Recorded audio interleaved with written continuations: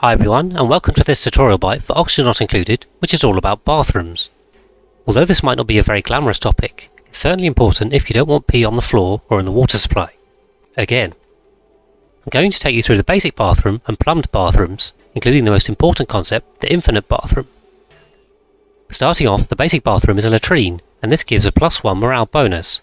I'm showing here a very standard latrine with 4 outhouses and 4 wash basins.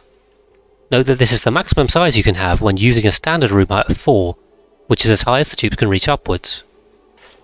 Wash basins need water supplied from a pitcher pump, and the outhouses need dirt. You should always have as many sinks as toilets, because tubes will not queue for sinks. Therefore, if there are more outhouses than sinks, some tubes will be able to run past without washing their hands. To add to this, you need to carefully control the exit of the bathroom, so the tubes must pass the sinks.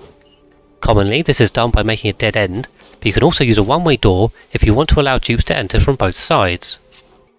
Wash basins and sinks can have a set direction, and I would recommend setting these towards the exit, as tubes don't need to wash their hands when entering the bathroom. You can do that by clicking on the sink and clicking Set Direction left or right. You can then copy the settings using the button here or the hotkey, which is \. It's important to get the sinks correct because tubes will generate food poisoning germs when they use the toilets. Note too that the outhouses produce polluted dirt with germs on when emptied, and the wash basins produce germy polluted water. If you have a compost, the germy polluted dirt can become simply germy dirt, which can end up on plants if used as fertilizer. Many players tend to avoid using the compost building for this reason. That's really all there is to basic latrines, but of course you want to upgrade these to washrooms once you've done the necessary research. These use plumbed lavatories and sinks in the same way, but using piping saves mess and time. Lavatories and sinks work similarly and have a water input and a germy polluted water output. The layout is otherwise the same as the basic latrine, as the logic is the same. So to plumb this in, we need a liquid pump placed in a pool of water.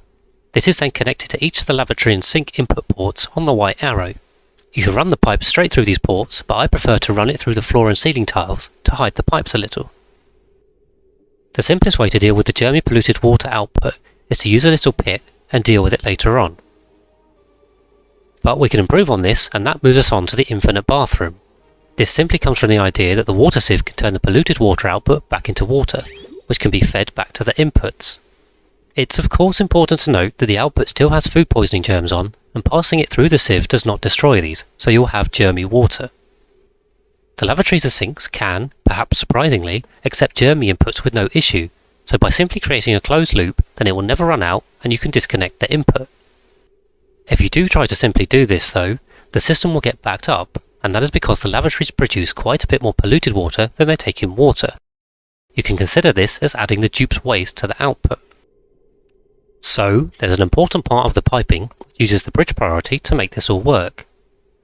I explain this more in depth in my tutorial bite for piping, but if a pipe splits in two through a bridge input, then the priority will be with the bridge if there's room in the pipes.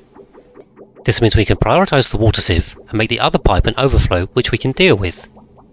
Note that you can use the bridge prioritisation before the sieve, as shown, in which case the system will output excess polluted water, or after the sieve, as shown here, in which case it will output water.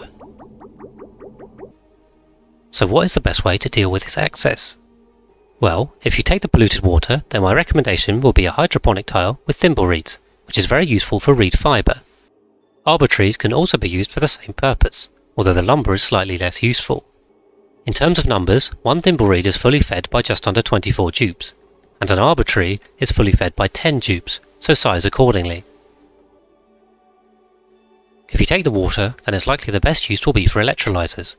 As I explained in my tutorial bite for germs and diseases, airborne food poisoning germs cannot infect tubes, so it's completely safe to do this. On the other hand, make sure you definitely don't use this water for feeding food plants or making mush bars, as of course it will infect the food, which can then infect the tubes. And it really is as simple as that.